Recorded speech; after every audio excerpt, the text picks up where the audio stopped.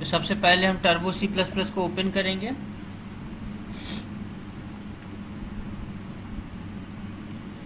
Open करने के बाद अब हम सबसे बहुत ही सिंपल सा एक क्या कहते हैं, एक बहुत ही छोटा सा एक फंक्शन क्रिएट करेंगे। फंक्शन बताए थे कि क्या होता है, याद है किसी को? जब किसी पार्टिकुलर टास्क को बार बार एग्जीक्यूट कराना हो, बार बार कंप्लीट कराना हो, बट डिफरेंट प्लेसेस, लेकिन अलग अलग जगहों पे एग्जीक्यूट कराना हो, तो उसके लिए हम कुछ लाइंस ऑफ कोड को एक जगह लिखते हैं जो कि फंक्शन कहलाता है। और उस फंक्शन का बार बार हम अपने प्रोग्राम में उन लाइन ऑफ कोड्स को बार बार अपने प्रोग्राम में कॉल कराते हैं, ताकि उससे रिलेटेड जो भी टास्क हो उस टास्क को वो कंप्लीट कर सके। क्लियर? अब देखो सिंपल सा एक फंक्शन बनाते हैं। तो फंक्शन बनाने सबसे पहले हम अपने प्रोग्राम में इंक्लूड करते हैं, डिस्प्ले दिख रहा है ना सबको? Yes sir. Has include header file को studio.h, फिर has include conio.h, has include standard input output function से रिलेटेड फंक्शंस को इंक्लूड करने के लिए आपके प्रोग्राम में, और conio.h कंसोल से रिलेटेड इनपुट आउटपुट को इंक्लूड करने के लिए आपके प्रोग्राम के अंदर। ये लाइब्रेरी फाइल्स को जो है इंक्लूड करते हैं। कुछ लाइब्रेरी फाइल जैसे फंक्शंस बताएं कि दो तरीके का होता है, एक आपका यूजर डिफाइंड फंक्शन जो आप डिफाइन करते हैं अपने नीड के अकॉर्डिंग, और एक होता है सिस्टम डिफाइंड जो है प्री डिफाइंड होता है, जो पहले से आपके कंपाइलर के अंदर मौजूद होता है। तो प्री डिफाइंड फंक्शन को कॉल कराने के लिए आपको कुछ हेडर फाइल्स को इंक्लूड करने होते हैं आपके प्रोग्राम में, तो वही हेडर फाइल्स है यहाँ पे है। अब एक सिंपल सा फंक्शन बनाते हैं, मान लो 2 नंबर को ऐड करने के लिए।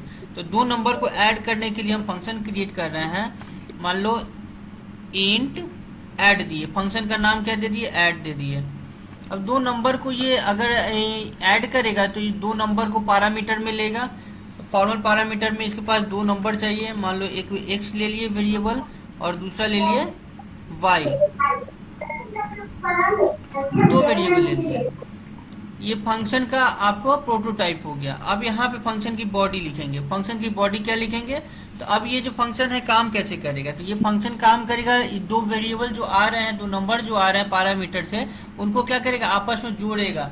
तो ये कैसे जोड़ेगा? तो किसको जोड़ने के लिए तीसरा जो है, हमको तीसरे वेरिएबल की जरूरत पड़ेगी। तो तीसरे वेरिएबल की जरूरत जब पड़ेगी तो हम उस वेरिएबल को यहाँ पे क्या करेंगे, डिक्लेयर करेंगे कि वो वेरिएबल किस टाइप का होगा, और उसमें जो वैल्यू होगा वेरिएबल का वो किस टाइप का, यानी कि उसका डेटा टाइप को डिक्लेयर करेंगे। तो हम एक वेरिएबल लिए इंट जेड ले लिए। ये किस टाइप का वेरिएबल है? तो ये हमारे लिए लोकल वेरिएबल है। अगर हम फंक्शन के अंदर, किसी फंक्शन के अंदर अगर किसी वेरिएबल को डिक्लेयर करते हैं तो वो लोकल वेरिएबल हो गया। और हम किसी वेरिएबल को किसी भी फंक्शन के अंदर ना डिक्लेयर करके किसी भी फंक्शन के बाहर, कंप्लीटली बाहर अगर हम डिक्लेयर करते हैं तो वो हो गया हमारे लिए ग्लोबल फंक्शन। ग्लोबल फंक्शन को कहीं भी कॉल किया जा सकता है और कहीं भी उसका यूज किया जा सकता है। लोकल फंक्शन को सिर्फ उसी फंक्शन में यूज किया जा सकता है जिस फंक्शन में उसको डिक्लेयर किया गया है। क्लियर? अब ये हम एक वेरिएबल ले लिए जेड को क्या कर रहे हैं, जेड में हम क्या कर रहे हैं कि 2 वेरिएबल्स है एक्स और वाई, तो दोनों को ऐड करा के इस वैल्यू को स्टोर करा दे रहे हैं। कहाँ? जेड में स्टोर करा दे रहे हैं। ठीक है, जेड में स्टोर करा दे रहे हैं। और जेड में स्टोर कराने के बाद ये हमारा क्या काम करता है, ये फंक्शन क्या कर रहा है, तो इंट टाइप का है ऐड फंक्शन। तो यानी कि ये किस टाइप के वैल्यू को रिटर्न करेगा, तो यानी इंटीजर टाइप के वैल्यू को रिटर्न करेगा। तो यहाँ पे हम एक वैल्यू लेंगे, हम यहाँ पे हम रिटर्न लिखेंगे, क्योंकि इंटीजर दिए हैं तो रिटर्न, और क्या रिटर्न करेंगे, तो जेड की वैल्यू को रिटर्न करेंगे, तो यहाँ जेड वेरिएबल लिखेंगे। क्लियर? एक छोटा सा सिंपल हम ऐड 2 नंबर को ऐड करने का एक फंक्शन क्रिएट किए। अब इस फंक्शन को कैसे कॉल करेंगे अपने प्रोग्राम के अंदर में, है ना, इसको देखते हैं।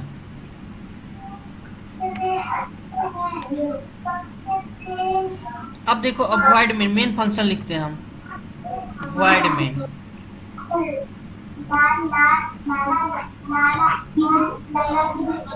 ओपन की कर्ली ब्रेसेस को, अब इसके अंदर हम क्या किए, इसके अंदर दो वेरिएबल लिए, इंड ए कॉमा बी, तीसरा वेरिएबल लिए, दो नंबर का जोड़ेगा एक रिजल्ट को दिखाने के लिए, तो ए बी सी लिए, 3 वेरिएबल लिए, CLR फंक्शन लगा दिए, क्योंकि बार बार स्क्रीन को जब बार बार हम रिपीट कराएंगे, एग्जीक्यूट कराएंगे, तो प्रीवियस जो भी आउटपुट है उसको क्लियर करता रहेगा कंसोल से, तो स्क्रीन को क्लियर करने का काम करता है। ठीक है, अब हम यूजर को दिखाएंगे, यूजर से कहेंगे कि प्रिंट एफ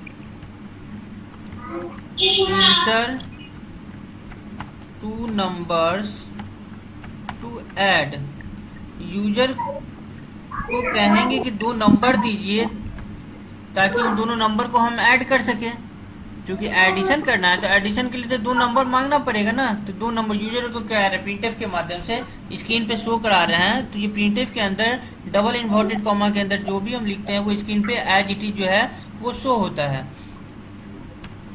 यहाँ पे यूजर को दिखाएं इंटर 2 नंबर्स टू ऐड, ये क्या करेगा, यूजर 2 नंबर को इंटर करेगा, तो 2 नंबर को जब इंटर करेगा कंसोल पे जो वो वैल्यू आएगा तो उस वैल्यू को कंसोल से क्या करेगा, कंसोल स्कैनएफ फंक्शन लगाएंगे, यहाँ पे स्कैनएफ फंक्शन उस वैल्यू को रीड करके स्टोर कराने का काम करता है मेमोरी में। तो स्कैनएफ फंक्शन पहले भी बता चुके हैं, ये सब प्री डिफाइंड फंक्शंस है। स्कैनएफ फंक्शन क्या करेगा, तो किस टाइप की वैल्यू आएगी, अब इंटीजर टाइप के वेरिएबल लिए हैं तो इंटीजर टाइप की वैल्यू लेंगे, तो परसेंट डी ये स्पेसिफायर है, ये बताता है कि किस तरह की वैल्यू को रीड करना है कंसोल से और इसको स्टोर कराना है कहाँ पे, तो स्टोर कराना है तो पहली वैल्यू को ए पे और दूसरी वैल्यू को बी पे, तो %a कॉमा %b, तो 2 अलग अलग वेरिएबल पे जाके हम इस वैल्यू को स्टोर करा दिए। जब ये वैल्यू स्टोर हो गया तब हमको क्या चाहिए, अब दोनों वैल्यू को जोड़ के यूजर को रिजल्ट दिखाना है, तो हम यहाँ पे ऐड करने का फंक्शन यहाँ बना चुके हैं, तो हम यहाँ पे ऐड नहीं करेंगे। ये सिंपल सा एक टास्क है, होता है बहुत कॉम्प्लिकेटेड टास्क होता है तो उसको बार बार कंप्लीट करना मुश्किल होता है, तो हम क्या करते हैं उस टास्क को बस एक लाइन ऑफ कोड से हम कंप्लीट कराते हैं। अब एक सी वेरिएबल लिए हम रिजल्ट के लिए, यहाँ पे या सी न लेके हम क्या लेते हैं, सम ले लेते हैं, मान लो सम ले लिए, तो सम वेरिएबल जब लिए रिजल्ट के लिए तो सम इक्वल टू क्या लिखते हैं, अब यहाँ सम जो है हम वेरिएबल में वैल्यू स्टोर कराएंगे दोनों नंबर को ऐड करके, हम ऐड नहीं करेंगे, यहाँ इस फंक्शन को कॉल करेंगे, तो इस फंक्शन को कॉल करने के लिए क्या करना होगा, हमको फंक्शन का नाम देना होगा, बताया थे थ्योरी क्लास में, फंक्शन का नाम दीजिए और उसके साथ साथ उसमें पैरामीटर पास की, जो पैरामीटर रिक्वायर्ड है, कितना पैरामीटर रिक्वायर्ड है इसके पास, 2 पैरामीटर रिक्वायर्ड है, ए और एक्स और वाई, तो 2 पैरामीटर है, तो यहाँ पे ए और बी 2 वैल्यू है, तो इस वैल्यू को पास कर दीजिए यहाँ से। देखिए तो ये क्या हो रहा है, ऐड ए कॉमा बी, तो यानी कि ऐड फंक्शन को हम कॉल करा रहे हैं और उसमें वैल्यू पास कर रहे हैं ए और बी, तो जैसे ही इसको कॉल करेंगे तो ये कॉल करेंगे तो हमारा जो कंट्रोल है वो चला जाएगा कहाँ पे, यहाँ पे चला जाएगा, यहाँ पे कंट्रोल आएगा और ऐड फंक्शन से रिलेटेड जो भी, अब ए की जो वैल्यू है वो एक्स में स्टोर होगा, बी की जो वैल्यू है वो वाई में स्टोर होगा। अब इस फंक्शन के अंदर आइए तो जेड एक वेरिएबल है लोकल, और जेड क्या काम कर रहा है, तो एक्स प्लस वाई को ऐड कर रहा है, तो एक्स प्लस वाई को ऐड करके वैल्यू जेड में आया, और यहाँ रिटर्न जेड कहने का मतलब कि ये इंटीजर टाइप की वैल्यू को यानी कि जेड की वैल्यू को यहाँ से रिटर्न कर रहा है, तो ये जो जेड की वैल्यू को जो रिटर्न करेगा यहाँ से, तो जेड की वैल्यू जब रिटर्न करेगा तो वो सम एक वेरिएबल यहाँ लिए हैं, तो असाइनमेंट ऑपरेटर के लेफ्ट साइड में लिखे हैं, तो जेड की जो वैल्यू है वो सम में जाके स्टोर हो जाएगा, यहाँ पे जेड की वैल्यू यहाँ सम में स्टोर हो जाएगा, और सम में जब स्टोर हो जाएगा तो हम यूजर को क्या करेंगे, हम रिजल्ट दिखा देंगे, addition of 2 numbers is %d, और ये %d की वैल्यू कहाँ से लेगा, तो सम से लेगा। अब यहाँ पे लगाइए गेट ch, आउटपुट को कंसोल पे स्टोर कराने के लिए, रोकने के लिए। इसके बाद ये मेन फंक्शन को कर्ली ब्रेसेस को ओपन किए थे तो इसको क्लोज कीजिए। हो गया, ये आपका फंक्शन तैयार है, उस फंक्शन का कॉलिंग भी हो गया यहाँ पे। अब देखते हैं इसको हम रन कंपाइल करा के क्या इसमें कोई एरर है कि नहीं है। नहीं, इस प्रोग्राम में कोई एरर नहीं है। अब इसको रन कराने के लिए कंट्रोल प्लस F9 दबाएं अब ये क्या कर रहा है, enter two numbers to add, screen पे दिख रहा है।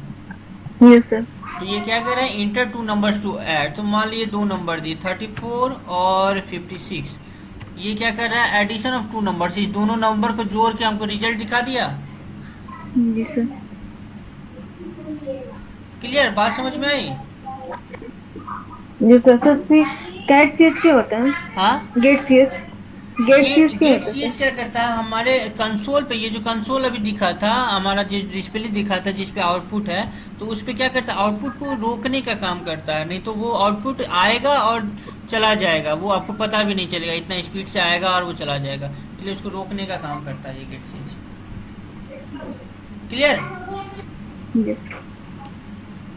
तो ये आपका था फंक्शन। मान लो कि एक और फंक्शन अगर हमको बनाना हो, ये ऐड के लिए था, हम एक और फंक्शन बनाए सबस्ट्रैक्ट के लिए, तो एक और सबस्ट्रैक्ट के लिए फंक्शन मान लो बनाते हैं यहाँ पे, तो इंट सबस्ट्रैक्ट के लिए फंक्शन बना रहे हैं। मान लो फिर से इंट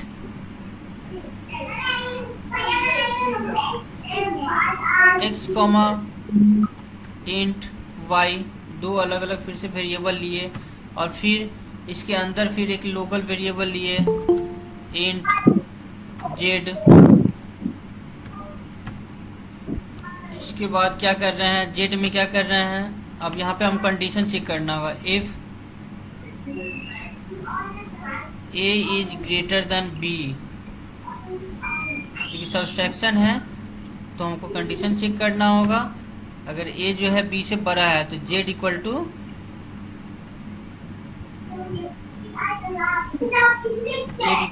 ए माइनस B. बी, है ना।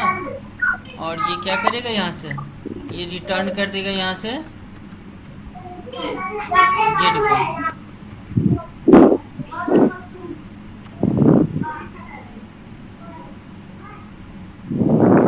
ठीक है। Yes, sir. अब इसका इल्स पार्ट अभी हम नहीं लिखते हैं, बस हम इसको क्या करते हैं कि यहाँ पे क्लोज कर दिए। अब ये एक सिंपल सा हमारे पास क्या हो गया, ये हमारे पास ये सिंपल सा एक फंक्शन हो गया सब का, सबस्ट्रैक्ट का। अब यहाँ पे यहीं पे हम क्या करते हैं, एक सबस्ट्रैक्ट को, इसको एडिशन का काम ना करा के यहाँ पे सबस्ट्रैक्शन का काम करते हैं। ये डबल जो है स्लैश दे रहा है, तो ये कमेंट लाइन है, ये हमारे लाइन ऑफ कोड को कमेंट कर देता है, यानी कि ये जो है हमारा लाइन ऑफ कोड को एग्जीक्यूट करने नहीं देता है। या डबल स्लैश दे दोगे तो इसको एग्जीक्यूट नहीं करने देगा, ये लिखा हुआ तो रहेगा प्रोग्राम में लेकिन इसको एग्जीक्यूट नहीं करने देगा। अब यहाँ पे हम सबस्ट्रैक्ट के लिए लिखते हैं फंक्शन, यहाँ पे सम था ना, या यहाँ पे सम है, तो हम इसके लिए सम सम सम सम एक और वेरिएबल ले लो, या फिर यह वेरिएबल ले लो, सबस्ट्रैक्ट के लिए ले लो, यहाँ पे एक वेरिएबल सबस्ट्रैक्ट, या डिफरेंस कर दो, डिफरेंस दे दो, डिफरेंस, है ना। तो यहाँ पे हम वेरिएबल ये है डिफरेंस, तो डिफरेंस में क्या हो जाएगा, DIF equal to different equal to call कराएंगे अब हम सबस्ट्रैक्ट फंक्शन को। तो सबस्ट्रैक्ट फंक्शन का नाम है SUB, और यहाँ से वैल्यू पास कर रहे हैं A, B। B. अब फिर से printf देंगे ताकि रिजल्ट को हमको प्रिंट कराना होगा।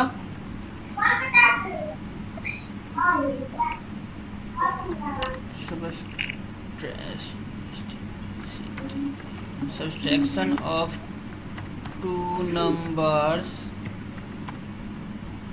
is %d।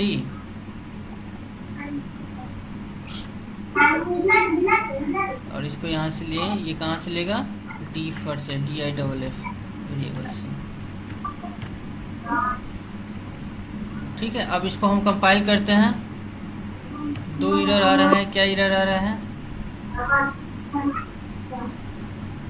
ओ सॉरी, यहाँ पे A और B लिए हैं, या जबकि यहाँ पे X और Y है ना।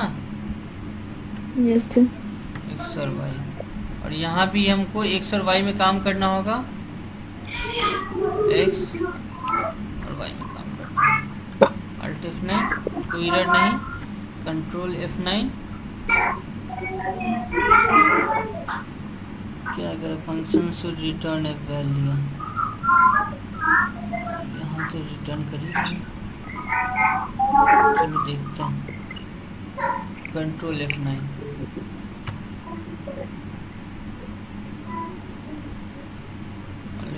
यहाँ पे हमें क्या करें, रिटर्न 0 लगाते हैं, रिटर्न 0 लगाते हैं, ठीक है, कुछ भी रिटर्न नहीं करें यहाँ पे, ठीक है। कंट्रोल F9, ये हो गया। अब कह रहा है enter 2 numbers to add, sorry वो लाइन चेंज नहीं हुआ, मान लो कि देते हैं हम 54 और दूसरा दिए 23, यहाँ पे क्या करें, सब्सट्रैक्ट कर दे रहा है, कर रहा है ना सब्सट्रैक्ट, सर इंटर और नंबर 23 ऐड लिख रहा है सर। हाँ वो चेंज कर देंगे। यहाँ पे हम इसको चेंज नहीं किए ना, यहाँ पे क्योंकि एडिशन के लिए बनाए थे ना, तो Yes, एडिशन sir. के लिए बनाए थे इसलिए ऐड लिख रहा है, तो इसको चेंज कर देंगे यहाँ पे, बस सब्सट्रैक्ट कर देंगे तो हो जाएगा, यस सर। सिंपल सा है। जैसे सर वहाँ रिटर्न 0 क्यों लिखे हैं? यहाँ रिटर्न 0 चूंकि ये इंटीजर फंक्शन लिए थे ना, तो इंटीजर फंक्शन लिए थे, तो यहाँ से जो है यहाँ इंटीजर फंक्शन लिए, तो इंटीजर फंक्शन लिए तो ये कुछ ना कुछ वैल्यू रिटर्न करेगा। अगर इफ के अंदर जाएगा तो ये रिटर्न जेड करेगा ही, लेकिन अगर इफ के अंदर नहीं जाएगा तो कुछ ना कुछ रिटर्न करेगा ना, तो इसलिए रिटर्न 0 कर दिए। Yes clear? Yes sir. चलिए 1 मिनट रुक जाइए। इस फाइल को चाहे तो आप सेव कर सकते हैं टर्बो सी में, आप यहाँ पे नाम दीजिए function.cpp, है ना। ये फाइल कहाँ जा रहा है देखिए, सी के टर्बो सी 3 के बिन में, किस नाम से है, function.cpp। इस तरीके से आप इस फाइल को सेव कर लीजिए।